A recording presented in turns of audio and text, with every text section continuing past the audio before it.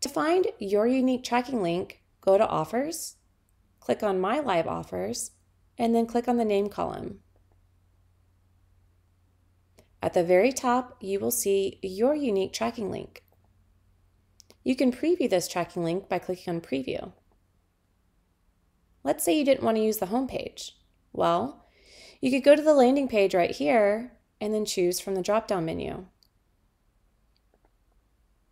Now you have the capability of customizing your tracking link. You can add sources, creatives, sub-IDs, and more. So let's add a source, like Facebook, and maybe a sub-ID.